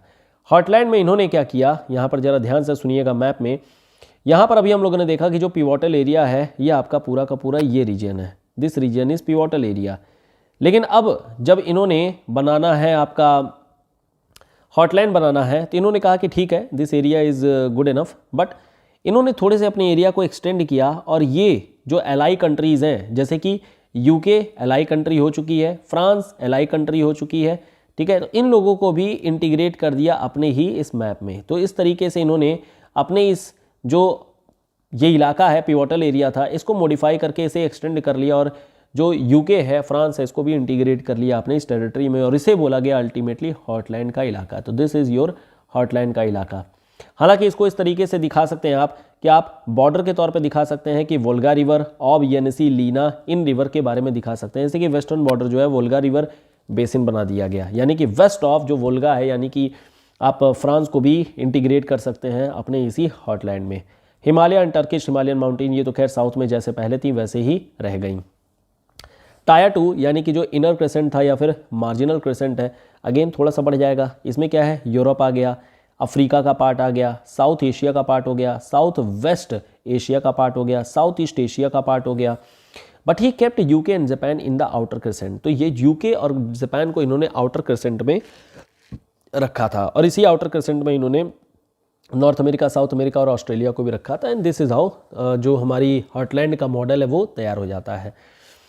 लेकिन अब प्रॉब्लम ये हो गई कि जब सेकेंड वर्ल्ड वॉर होती है, उस सेकेंड वर्ल्ड वॉर में यूएसए इमर्ज होकर के आ गया, यूएसए एक सुपर पावर के तौर पर आ गया, और मैकाइंडर ने अपनी थ्योरी को कहीं से भी सी पावर के तौर पर या यूएसए को कहीं से भी इन्होंने इंपॉर्टेंस नहीं दिया था। इनके हिसाब से जो इंपॉर्टेंट इलाके हैं वो तो केवल और केवल पिवोटल इलाका या फिर हॉटलैंड का इलाका या फिर रशिया का इलाका है। तो इन्होंने क्या किया, क्विकली अपनी थ्योरी को रिवाइज किया। He suggested that there are 2 super powers, एक तो हॉटलैंड होती है और दूसरी होती है मिडलैंड बेसिन। और अपनी ये जो मॉडिफिकेशन है इन्होंने 1943 में पब्लिश कर दिया था। अब क्या डेवलपमेंट थी, एक तो हॉटलैंड इन्होंने बता ही दिया, दूसरा इन्होंने बताया मिडलैंड बेसिन। अब ये जो मिडलैंड बेसिन है ये बेसिकली इलाके कौन से रहेंगे, मिडलैंड बेसिन के लिए इन्होंने बोला कि देयर आर 2 एरियाज, एक तो आपका जो ये नॉर्थ अमेरिका का एरिया है और ये जो आपका वेस्टर्न वाला इलाका है, मतलब कि ये जो पोर्शन है दिस इज, ये दोनों पार्ट मिल करके अल्टीमेटली बना देंगे दिस इज मिडलैंड बेसिन। तो यहाँ पर इन दोनों को आप कह सकते हैं, इनको सम्मिलित रूप से आप बोल सकते हैं दिस इज मिडलैंड बेसिन। और इन्होंने यही चीज़ कहा कि अगर कोई भी हॉटलैंड को, इस हॉटलैंड को कोई बंदा अगर चैलेंज कर सकता है तो वो है यही मिडलैंड। तो 1 and 2 portion they can compete with each other, और यही दोनों अल्टीमेटली सुपर पावर बनेंगे। और इनफैक्ट कोल्ड वॉर के दौरान में पूरी घटनाएं यही हुई थी। अब यहाँ पर यही बोला गया which consist of New England region USA separated by Atlantic which is not a barrier rather a facilitator of trade and strategic partnership. और ये बेसिकली जो सेंट लॉरेंस रिवर है उसके बारे में बात की जा रही है कि यहाँ पर कैसे सेंट लॉरेंस रिवर और उसके बाद से गल्फ स्ट्रीम और गल्फ स्ट्रीम के बाद से नॉर्थ अटलांटिक ड्रिफ्ट, इनके माध्यम से ट्रेड कैसे फैसिलिटेट की जाती है। जो दोनों यूनिट्स हैं बेसिकली हॉटलैंड और जो मिडलैंड बेसिन है, ये दोनों जियोपॉलिटिकल सेपरेशंस हैं but they are having similar race with analogous economic and political aspirations and they join tends to establish political hegemony in the world. तो कहीं ना कहीं ये चीज़ बताई जा रही है कि दोनों के दोनों ही स्ट्रॉन्ग फोर्सेस हैं, दोनों स्ट्रॉन्ग एरियाज़ हैं। The only thing here is, एक ही चीज़ है जो आपको ध्यान रखनी है, वो ये कि एक दूसरे को ये कम्पीट ना करने पाए, या फिर कह सकते हैं कि दोनों अगर कम्पीट करेंगे भी तो देयर विल बी प्रॉब्लम। और इनफैक्ट यही सारी प्रॉब्लम हमें आगे जा कर के देखने को मिलती है इन वियतनाम वॉर के फॉर्मेट में, कोरियन वॉर के फॉर्मेट में और अफगानिस्तान में। Same thing we have seen in Afghanistan also. In fact कुछ ब्रीडिंग ग्राउंड और भी एरियाज़ बन रहे थे, जैसे कि क्यूबन मिसाइल क्राइसिस हुई थी, तो this is Cuban missile crisis. यहाँ पर भी यही प्रॉब्लम हो रही थी, लेकिन फिर अल्टीमेटली हालांकि इसमें न्यूक्लियर वॉर हो सकती थी, लेकिन फिर भी किसी तरीके से दोनों ही कंट्री ने अपने सूझबूझ के तरीके से न्यूक्लियर वॉर से वर्ल्ड को बचा लिया था। सो दिस इज़ द थिंग। और ये सब चीज़ें आप खैर इंटरनेशनल रिलेशंस में भी पढ़ते हैं। तो जो physiographic and climatic racial and historical similarity combines with United force, इनका एक बड़ा ही फेमस सा कोटेशन है। इन्होंने ये कहा कि जो भी ईस्टर्न यूरोप को कमांड करेगा वो हॉटलैंड पे रूल करेगा। ठीक है, ईस्टर्न यूरोप का मतलब हो गया वही जो आपका यूक्रेन और क्रीमिया, ठीक है, और रशिया का पार्ट है बेसिकली वो हॉटलैंड पे रूल करेगा। और जो बंदा हॉटलैंड पे रूल करेगा वो पूरी दुनिया पे वर्ल्ड मतलब रूल करेगा। Who commands the world rules the world, ये इनका मेन फंडा था। और इस स्टेटमेंट को जरा आप लोग ध्यान रखिएगा। हॉटलैंड जो है वो बेसिकली कोर एरिया है where economic and political forces will centralize and it will evolve as a super power. Heartland has inaccessibility, natural fortification and enormous resources. ये तो खैर आपको पता ही चल गया कि इसके चारों ओर में माउंटेन, रिवर्स और ग्लेशियर्स, ये सब इसको प्रोटेक्शन प्रोवाइड करते हैं। और इसी तरीके से आप बोल सकते हैं कि यहाँ पर चूँकि नेचुरल रिसोर्सेज भी बहुत ज़्यादा है, मिनरल रिसोर्सेज बहुत ज़्यादा है, पेट्रोलियम रिसोर्सेज बहुत ज़्यादा है, एग्रीकल्चर बहुत अच्छा है, तो this area has become self sufficient. और अगर कोई सेल्फ सफिशिएंट होगा तो ऑटोमेटिकली वो इलाका अपने आप में एक सुपर पावर बन जाएगा, हॉटलैंड बन जाएगा। इनफैक्ट अगर आप इंडियन हिस्ट्री में अगर आप देखेंगे तो सेम आपको इसी तरीके की चीज़ें देखने को मिलेंगी मगध एम्पायर के साथ में। So this is Magadh empire के साथ में सेम यही सारी चीज़ें भी देखने को मिलती हैं। तो ये है आपकी इंडियन हिस्ट्री, एंशिएंट हिस्ट्री की ये कहानी है। तो आप अगर इंडिया में अगर आपको बताना रहेगा कि एंशिएंट हिस्ट्री में कौन सुपर पावर रहा है तो आप बताएंगे Magadha was the heartland area and that is why ultimately जो महाजनपद पीरियड में जो मगध था वो अपने आप में एक स्ट्रॉन्ग इलाका, स्ट्रॉन्ग एरिया बन करके निकल करके आया था। और इनफैक्ट इसी कारण से यहाँ पर कई सारी डायनेस्टीज़ जैसे कि मौर्य डायनेस्टी, हर्यक डायनेस्टी, तो इस तरीके की हमारे पास कई सारी डायनेस्टीज़ वगैरह यहाँ पर आई थी। अल्टीमेटली लास्ट में 1943 की मिडलैंड बेसिन के बारे में अगर बात किया जाए तो इन्होंने अपनी एक मतलब पब्लिकेशन किया था एंड दिस पब्लिकेशन नाम याद रखिएगा, round the world and winning the peace. ये बेसिकली अपनी एक पॉलिसी बता दी और यहाँ पर इन्होंने मिडलैंड बेसिन के बारे में बता दिया जो हम लोगों ने ऊपर अभी डिस्कस कर लिया है। समझ आ गया क्या है? तो मैकाइंडर के बारे में आपको एक अच्छे से समझ में आ गया होगा, आइडिया लग गया होगा कि आखिर में क्या चीज़ है, किस तरीके से है। इस पर देखिए क्वेश्चंस पूछे गए और बहुत ही स्ट्रेट फॉरवर्ड से क्वेश्चन है। सिंपल पूछ दिया गया मैकाइंडर की थ्योरी के बारे में बताइए और मैकाइंडर की थ्योरी का क्या एप्लीकेशन है या मैकाइंडर की थ्योरी के क्या क्रिटिसिज्म है। तो हम लोग जरा बात कर लेते हैं क्रिटिसिज्म के बारे में क्योंकि ये भी आपके क्वेश्चन में पूछा जा रहा है।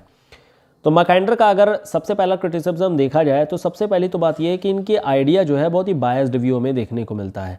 बायस्ड इसलिए है क्योंकि imperial British interest were central focus of this theory. तो कहीं ना कहीं ये जो ब्रिटिश एम्पायर की जो इंटरेस्ट थी, बेसिकली इनकी जो कॉलोनियल स्टेटस थी, उनके बारे में ही ज़्यादा बातें कही जा रही हैं।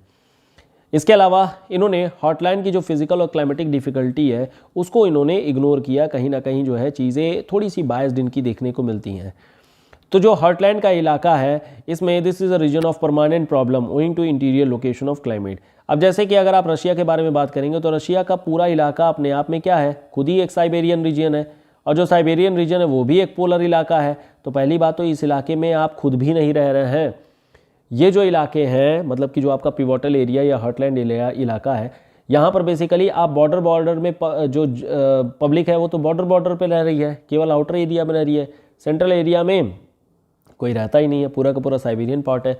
तो दिस इज़ अगेन यहाँ पर जो इनकी फिजिकल और क्लाइमेटोलॉजिकल डिफ़िकल्टीज़ हैं उसके बारे में यहाँ पर कोई बातें नहीं कही गई हैं। इन्होंने जो भी बातें कही वो कहीं केवल और केवल लैंड फोर्सेस के बारे में बात किया, कहीं पर भी इन्होंने एयर ट्रैवल के बारे में नहीं बात किया है। इनफैक्ट सेम प्रॉब्लम हुई थी 1971 वॉर में, जब इंडिया और पाकिस्तान के बीच में वॉर हुआ था और बांग्लादेश की लिबरेशन हुई थी। तो यहाँ पर पाकिस्तान एंटिसिपेट यही कर रहा था कि लैंड बॉर्डर के थ्रू आएंगे, क्योंकि मैकाइंडर साहब ने बोल रखा है।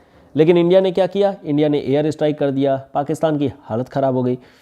तो ये बातें अल्टीमेटली क्या होती हैं, वही चीज़ यहाँ पर भी है कि he failed to see railway era was drawing to an end and the new era of air travel has already begun. तो कहीं ना कहीं जो होता है, जैसे German air raid on the city of USSR during the world war proved this theory wrong. तो जो चीज़ यहाँ पर हुई थी वो चीज़ ऑलरेडी 1939 के बाद हो चुकी थी। तो कहीं ना कहीं ये थ्योरी अपने आप में भी एक कह सकते हैं कि कहीं ना कहीं इग्नोर करती है एयर पावर को। रेलवे डेवलपमेंट जो होते हैं दिस वाज अनइकोनॉमिकल। अब जैसे क्या है, आपने रेल लाइंस लगा दी, लेकिन वो रेल लाइन लगाने में कितना समय लग रहा है, कितना पैसा लग रहा है, कितना खर्चा पानी हो रहा है, and how beneficial it is for the country. तो he rather took a simplified view of the subject in an arid region with a sparsely settled heartland region which has limited agricultural and mineral base. Railway project जो होगा वो uneconomical होगा, क्योंकि सीधी सी बात है उतने लोग वहाँ पर ट्रैवल ही नहीं करेंगे। देखिए, जनरली रेलवेज़ वहाँ लगाई जाती है जो इलाके काफ़ी डेंस होते हैं, और अगर डेंस इलाके रहेंगे देन ऑब्वियस सी बात है कि यहाँ पर ट्रैवल भी रिलेटिवली ज़्यादा होता है, और उसको मतलब सस्ता करने के लिए ही रेलवेज़ वगैरह चलाई जाती है। रेलवे का मेन मोटिव यही होता है कि सस्ता ट्रैवल, फ्री तो नहीं लेकिन हाँ इकोनॉमिकल ट्रैवल होना चाहिए। मिस कैलकुलेशन उन्होंने कर दिया पावर पोटेंशियल और एरिया को लेकर के। He wrongly equated power potential with sheer geographical area. Actually हुआ क्या था, रशिया यानी USSR बेसिकली इन्होंने क्या किया था, क्रीमिया पर कब्जा करने के लिए इन्होंने अटैक कर रखा था। तो this is Crimean war obviously. यहाँ पर क्या हुआ था कि जो अरब पावर है, टर्की, फ्रांस और UK, ये सब मिल करके अल्टीमेटली यहाँ से इनको हरा दिए थे, और क्रीमिया छोड़ करके इनको जाना पड़ गया था रशिया को बेसिकली। तो कहीं ना कहीं इनकी जो कैलकुलेशन है अबाउट द पावर पोटेंशियल वो कहीं ना कहीं थोड़ी सी मिसकैलकुलेटेड है, कहीं ना कहीं एक रॉन्ग इंटरप्रिटेशन हमें देखने को मिल जाता है। Old data for the pivotal area, जो भी इन्होंने डेटा यूज़ किया था दिस वाज ओल्ड एरिया, कोई भी नया डेटा नहीं था। जो पिवटल एरिया का कंसेप्ट था वो 1904 में आया था। His thesis was based on the data available prior to 1904। उस समय रशिया जो होता है it occupied barely any important place in the world map of politics. तो कहीं ना कहीं ये थ्योरी भी इसी वजह से क्रिटिसाइज़ की जाती है। बाकी लैंड पावर और सी पावर में इन्होंने बहुत ज़्यादा ही ओवर सिंप्लीफिकेशन कर दिया था, क्योंकि देखिए होता क्या है कि जो दोनों पावर्स हैं basically both have their importance. Portuguese से अगर आप पूछेंगे तो वो बोलेंगे सी पावर से बढ़िया कुछ भी नहीं है, क्योंकि उनके पास ब्लू वाटर पॉलिसी थी। तो this is blue water policy. लेकिन अगर लैंड को लेकर के बात करेंगे तो USSR को कोई जवाब नहीं है, क्योंकि उसके पास में अपना हॉटलैंड है। तो दोनों ही कहीं ना कहीं जो होता है दे हैव कॉम्प्लेक्स रिलेशनशिप, दोनों के बीच में कॉम्प्लेक्स रिलेशनशिप है। लेकिन इस चीज़ को ओवर सिंप्लीफाई कर दिया गया था हमारे मैकाइंडर साहब के द्वारा, और इन्होंने कहा कि यार हमें क्या करना है, हमें केवल लैंड पावर का देखना है, सी पावर को नहीं देखना है। Science has made surface transportation configuration of earth insignificant. यहाँ पर क्या है, सिंपल बात यही कही जा रही है कि this is global distribution of land and sea insignificant as ballistic missile with nuclear warhead. अब जैसे क्या हो रहा है आज की डेट में, लैंड या फिर सी इन सब का कोई खास इंपॉर्टेंस नहीं है, क्योंकि अब न्यूक्लियर वॉरफेयर सीधे होती है। तो आप कहीं पर भी रहिए, सरफेस टू एयर मिसाइल आप यूज़ कर सकते हैं, या फिर सरफेस टू सरफेस यूज़ कर सकते हैं, इंटरकॉन्टिनेंटल बैलिस्टिक मिसाइल यूज़ कर सकते हैं, अग्नि या फिर जितने भी इस तरीके के मिसाइल्स हैं, न्यूक्लियर वेपन्स वगैरह हैं, उनके यूज़ किए जा सकते हैं। तो अब ऐसा नहीं है कि ट्रांसपोर्टेशन कनेक्टिविटी या इस तरीके से सुपर पावर आप बनेंगे।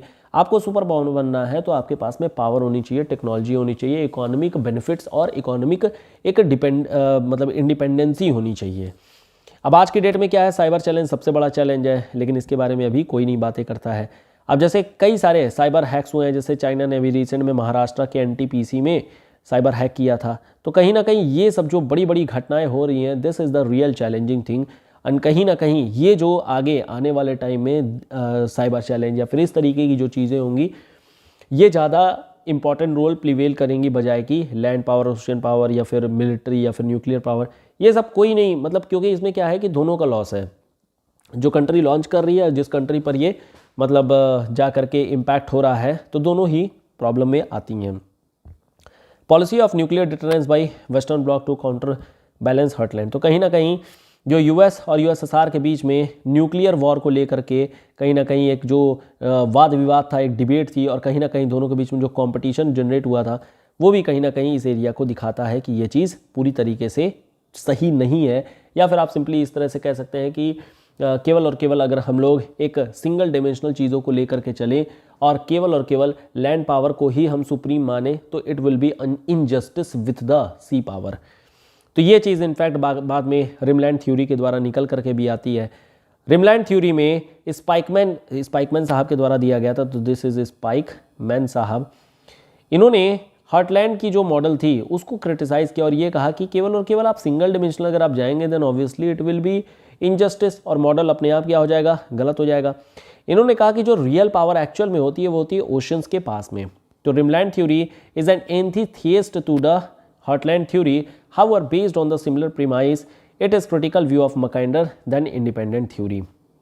इन्होंने 1943 में स्पाइकमैन ने अपना थ्योरी दिया, और ये थ्योरी इसीलिए दिया गया था क्योंकि यूएसए कहीं ना कहीं अपनी एक डोमिनेंस दिखा रहा था। अब यूएसए के पास में क्या था, यूएसए के पास में एक सेपरेशन थी और बीच में ओशियन था पूरा का पूरा। तो कहीं ना कहीं अपने ओशियन पावर के थ्रू ये यूएसए पूरी दुनिया पर एक राज करने की कोशिश कर रहा था, और कहीं ना कहीं सफल भी हो गया। The theory says that there is a conflict between land and sea power. It also accepted three-tier division of Mackinder, but rejected the idea कि जो land power होती है superior होती है than sea power. इनफैक्ट इस पूरी की पूरी थ्योरी को हम लोग बोलते हैं कोलंबियन एरा। इनफैक्ट आप ये कह सकते हैं कि ओशियन ही ऐसे इलाके थे जिसके कारण से हमें न्यू वर्ल्ड मिला, और साथ ही साथ में हमें थर्ड वर्ल्ड कंट्रीज भी मिल गई हैं। तो कहीं ना कहीं ओशियन पावर ने हेल्प किया नई कंट्रीज को खोजने के। तो हम कैसे बोल सकते हैं कि जो लैंड एरिया होता है this is strong. This theory suggested that heartland is misery and perennial agony because it is inaccessible, resources are dormant, climatic hazard are too great and terrain is difficult. कैसे आप कह सकते हैं, क्योंकि इलाके में इतनी ठंड है, साइबेरियन रीजन है, पोलर इलाका है, पूरी चारों ओर से जो होता है वो घिरा हुआ है। तो चारों ओर से अगर घिरा रहेगा तो फिर आप ट्रेड भी कैसे कर पाएंगे।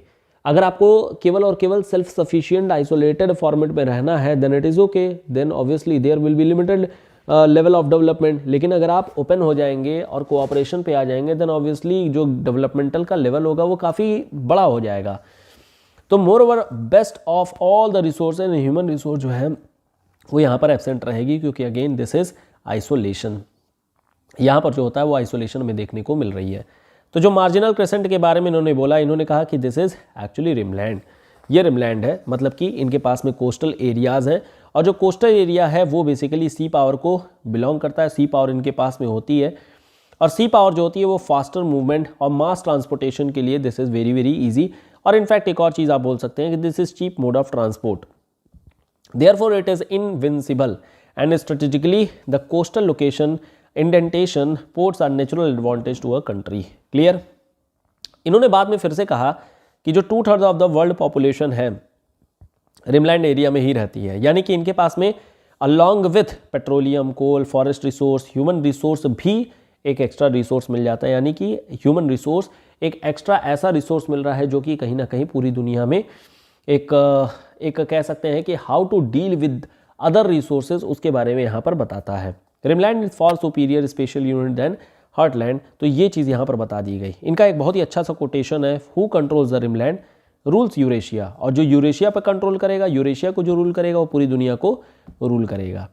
तो जैसे कि मैकाइंडर साहब ने बोला था कि जो भी बंदा हर्टलैंड को कंट्रोल करेगा वही पूरी दुनिया पर राज करेगा, यहाँ पर इनका ये कहना था कि जो रिमलैंड पे कंट्रोल करेगा वो पूरी दुनिया पर राज करेगा। दिस इज हाउ हमारे ये रिमलैंड थ्योरी आती है। क्लियर हुआ क्या चीज़ है? अब अगर हम लोग देखें रिमलैंड थ्योरी के भी ऑब्वियसली कुछ ना कुछ यहाँ पर भी इनकी क्रिटिसिज्म है, कुछ ना कुछ यहाँ पर भी प्रॉब्लम है। इनकी जो प्रॉब्लम है वो भी वही पुरानी प्रॉब्लम है। Neither rimland nor this heartland theory has modern application. दोनों ने ही एयर पावर को भूल गए, बलास्टिक मिसाइल्स को भूल गए, न्यूक्लियर वॉरफेयर को भूल गए। तो ये जो आज की डेट में सबसे ज़्यादा इंपॉर्टेंट रोल प्रिवेल कर रही हैं, और इनफैक्ट साइबर भी, इनफैक्ट एक चीज़ लिख लीजिएगा, साइबर सिक्योरिटी, ये भी कहीं ना कहीं जो होता है दोनों की दोनों थ्योरी भूल जाती हैं। तो rimland theory was prominent during the cold war when Russia was trying to extend its hegemony. The domino theory which suggest the USSR trying to extend its communism in the peripheral part. इसके अलावा जो फिनलैंडाइजेशन है, Russia established proxy government, मतलब कहीं ना कहीं जो है फिनलैंड को ब्रेक करके फिर अपने आसपास में तोड़ लेना, जैसे कि पोलैंड के साथ में किया गया। तो ये चीज़ें जो होती हैं वो कहीं ना कहीं दिखा रही है कि रिमलैंड के पास में अपने पास पावर है, but still it has not used, it has ignored multiple things. The theories are of historical analysis, और ये हम लोग अप्लाई नहीं कर सकते अपने फ्यूचर आउटकम में, इस चीज़ को हम लोग अप्लाई नहीं कर सकते हैं क्योंकि ये केवल और केवल हिस्टोरिकल एनालिसिस के ही बेसिस पर बनाई गई हैं। तो आपकी जो पॉलिटिकल थ्योरी है वो समझ में आ गई होगी। हम लोगों ने बेसिकली 3 थ्योरीज़ के बारे में पढ़ा। एक हम लोगों ने पढ़ा है जो कि अल्फ्रेड महान की थ्योरी है, दूसरी हम लोगों ने पढ़ा है जो कि आपकी मैकाइंडर हर्टलैंड की थ्योरी, और तीसरी हम लोगों ने पढ़ा स्पाइकमैन की थ्योरी। तो कभी भी आपको अगर सी पावर के बारे में दिखाना है, कहीं पर भी सी पावर के बारे में दिखाना है, आप इन दोनों थ्योरी का, महान की थ्योरी, स्पाइकमैन की थ्योरी जरूर लिखिए। और अगर लैंड की पावर को अगर आपको दिखाना है, स्ट्रेटेजिक लोकेशन को आपको दिखाना है, ठीक है, दिस इज स्ट्रेटेजिक लोकेशन को अगर आपको दिखाना है तो आप दिखाइएगा मैकाइंडर की थ्योरी। जैसे अगर मान लेते हैं अभी बेल्ट एंड रोड इनिशिएटिव का एक फंडा निकल करके आया है, तो बेल्ट एंड रोड इनिशिएटिव में बेसिकली दोनों चीज़ें रखी गई हैं। जैसे एक तो सिल्क रूट है, अब ये जो सिल्क रूट है ये बेसिकली हो गया मैकाइंडर की थ्योरी, और जो मैरीटाइम सिल्क रूट है या फिर स्ट्रिंग ऑफ पर्ल पॉलिसी भी जिसको आप बोल सकते हैं, ये बन गया इसका सी पावर यानी कि स्पाइकमैन का थ्योरी और महान की थ्योरी। तो this is how you have to use this concept. कहीं ना कहीं जैसे टीपीपी ग्रुपिंग है वो भी एक तरीके का कोस्टल एरिया है, तो कोस्टल एरिया मतलब स्पाइकमैन और महान की थ्योरी यहाँ पर रेलेवेंट हो जाएंगी। तो जब भी आपको इंटरनेशनल रिलेशंस दिखाना है या फिर कहीं पर भी अगर आपको दिखाना है कि पावरफुल क्या होगा, which group will become a powerful group, वो चीज़ आपको दिखानी पड़ेगी अपनी इसी थ्योरी के साथ में। ऑल्दो कोई भी थ्योरी अपने आप में पूरी तरीके से करेक्ट नहीं है, सब में कुछ ना कुछ problem, but still they have some relevance, they have some you can say कि importance in our political environment. Clear हो गया क्या चीज़ है? तो हम लोगों ने सारी की सारी थ्योरीज डिस्कस कर लिया। अब हम लोग जरा बढ़ते हैं और एक और थ्योरी डिस्कस कर लेते हैं, basically limit to growth theory. ये एक इन्वायरमेंट बेस्ड थ्योरी है, लिमिट टू ग्रोथ थ्योरी। इसके क्विक व्यू अगर देखें तो ये थोड़ा सा मतलब हमें सस्टेनेबिलिटी के बारे में बताती है। तो दिस इज सस्टेनेबिलिटी के बारे में इनका कहना था। ये सबसे पहले 1972 में पहली बार यही मीटिंग हुई थी, और इस मीटिंग में अल्टीमेटली ये बताया गया था कि वी हैव लिमिटेड रिसोर्स, और हमें क्या करना होगा अपनी ग्रोथ पर लिमिट करने के लिए obviously we need to curb the reduction, we need to curb the consumption of the resource. हमें लिमिटेड रखना पड़ेगा, अदरवाइज आने वाली जो जनरेशन्स है वो जो रिसोर्सेज आज की डेट में प्रेजेंट है उनको देख भी नहीं पाएंगी कि हमारे पास क्या कुछ रिसोर्सेज हुआ करते थे उस समय। तो ये चीज़ अपने आप में कहीं ना कहीं दिखा रही है, और लिमिट टू ग्रोथ थ्योरी पहली दफ़ा first time ever in the history ये चीज़ दिखाई गई थी। तो 1968 में group of about 5 people belonging to different strata of society club of Rome file करते हैं। ये बेसिकली एक ग्रुपिंग बनाई गई थी जो कि इस पूरे के पूरे सिस्टम को मतलब कि लिमिट टू ग्रोथ थ्योरी को दिया गया था। It believed that the possibility of continuous growth have been exhausted and timely action is required. तो यहाँ पर कहीं ना कहीं जो होता है रिसोर्स के एग्जॉशन के बारे में बातें कही गई।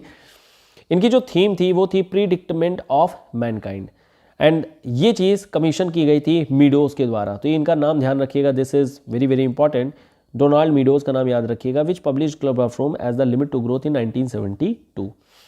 हालांकि इनकी जो मीटिंग हुई थी वो कई बार हुई थी, और इन्होंने अल्टीमेटली एक बुक फाइल किया था in the name of Club of Rome in 1968। तो जो ऑब्जेक्टिव था वो बेसिकली यही था कि it included essential to examine potential threat of environmental damage and to ascertain if the world and the planet was capable of withstanding and surviving continuous damage inflicted due to modernization development using scientific and technological innovation. अब इतना बड़ा जो लिखा गया ये हमारे किसी काम का नहीं है, आप इसको स्किप भी कर सकते हैं। यहाँ पर सिंपल एंड सिंपल आपको यही मीनिंग लिखना है कि हम लोग जो भी रिसोर्स कंज्यूम कर रहे हैं, जिस पेस से, जिस स्पीड से कंज्यूम कर रहे हैं, हमें उस स्पीड को रोकना पड़ेगा। अदरवाइज नेक्स्ट जनरेशन या जो अपकमिंग जनरेशन, आने वाली जो जनरेशन है वो रिसोर्स को जानती भी नहीं रहेगी, तो कहीं ना कहीं एक प्रॉब्लम निकल करके आएगा। थ्योरी जो है it is based on continued growth leads to infinite quantities that just do not fit in to the finite world. तो ये जो इनफाइनाइट वाला जो कॉन्सेप्ट है वो कहीं ना कहीं हमारे लिए एक प्रॉब्लम क्रिएट कर सकता है। सो बेसिकली यहाँ पर एक फीडबैक इफेक्ट के बारे में बात किया गया कि जब भी हम कोई एक्शंस लें वो एक्शन का हमेशा एक इवैल्यूएशन होना चाहिए, and based on that evaluation हमारा जो एक्शन है वो मॉडिफाई होते रहना चाहिए। तो यही चीज़ यहाँ पर, जैसे क्या होता है कि this is your suppose input, ठीक है, इस इनपुट के बेसिस पर आपने कोई आउटपुट लिया, इस आउटपुट का फिर इवैल्यूएशन होना चाहिए, इवैल्यूएशन होना चाहिए, और इस इवैल्यूएशन पे कोई ना कोई कमेंट आएगा, और कमेंट के बाद फिर अल्टीमेटली इनपुट मॉडिफिकेशन किया जाता है, इनपुट की मॉडिफिकेशन कर दिया जाएगा, और इस तरीके से आपका पूरा का पूरा सिस्टम चलेगा। This is called as feedback mechanism, this is feedback mechanism, and this registers the effect of changes in one variable such as food production और another variable like population growth.